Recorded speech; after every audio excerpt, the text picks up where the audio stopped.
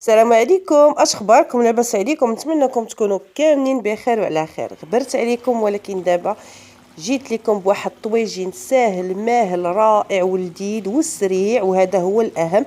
توجديه للغدا ولا العشاء ديال الكفته ومطيشه والبيض بواحد الطريقه سهله وكيجي لذيذ بنين. تبعوا معايا. عندنا البصله، انا خديت هنا بصله خضاريه اللي غادي نقشرها طريفات رقاق اولا نحكها.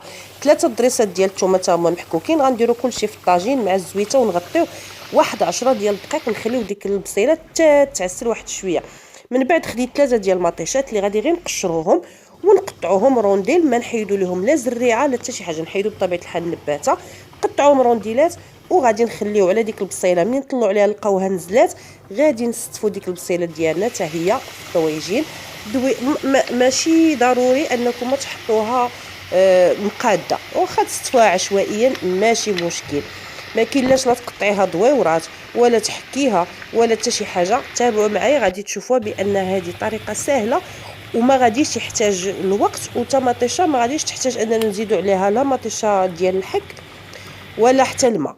وواحد شويه ديال القزبر المعدود بطبيعه الحال اللي قطعناه وحطيناه على جنب.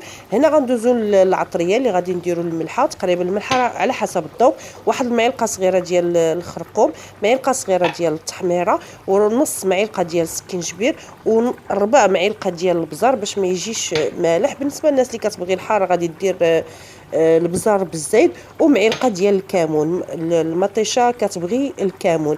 وغادي نديروا واحد نص كاس تقريبا ديال زيت الزيتون، واللي بغى يخلط زيت الزيتون والمائده يخلطهم. انا هنا درت غير زيت الزيتون فقط، ما غديروا لا ماء لا حتى شي حاجه.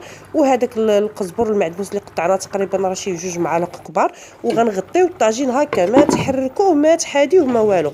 غادي نخليوه واحد 12 دقيقه. من بعد غناخذوا فوقشات وغادي نبداو كنمعكو في هذيك المطيشه اللي غادي تكون ارطابت ودابت وغتجينا ساهله ماهله. هادشي علاش قلت لكم ما تقطعوها لا طريفات، ما تحكوها ما حتى حاجه. مع العلم انا راه ما زدت لا ما لا حتى شي حاجه. هاد المطيشه وديك البصله هما كيطلقوا الماء، داكشي علاش كيجي الطويجين ملبي وتيجي خاتر، وما كتزيدوش فيه مطيشه الحك بتاتا. غادي نبقى نعرك في ديك المطيشه بهذه الطريقه، نعركها حتى كتبان ليا دابت صافي. وغادي نحرك الطويجين واحد شويه ونعاود نغطيه، وغادي نخليه غير حتى بحال يتمازج مع بعضياته. غتزيد تهبط دوك المطيشات عاوتاني اللي بقاو قاصحين، غادي نزيدو يطيحوا يهبطوا. من بعد ما كدوز واحد 5 دقائق تقريبا صافي. هاد الطويجين ها هما شفتوا مطيشه كامله معروكه كامله محكوكه، ما بقات فيها حتى شي طريفات. غناخذ واحد 3 البيضات اللي غنطربهم في زلافه ونحطهم ابار. وغادي ناخذ الكفته، القياس تاع الكفته اللي بغيتو. كفته بغيتو تحكوا فيها بصيله وديروا العطريه ديروها، ما بغيتوش كتخليوها غير هكا. كان جبت الكفته فيها العطريه صافي. كتستفوها في الطويجين ديالنا وكنغطيو وكنخليو ديك الكفيته حتى كطيب. من بعد غادي نزيدو ديك البيض اللي طربنا. غيبان لكم دوك القشيرات هادو غير ديال البصله خضاريه بقاو بانوا لي في الطبسيل، وقلت بلا ما يضيعوا ودرتهم وراه جاو بنان وزوينين. هنايا غادي نديرو ديك البيض ديالنا. بغيتو تزيدوا فلفله حاره من الفوق زيدوها.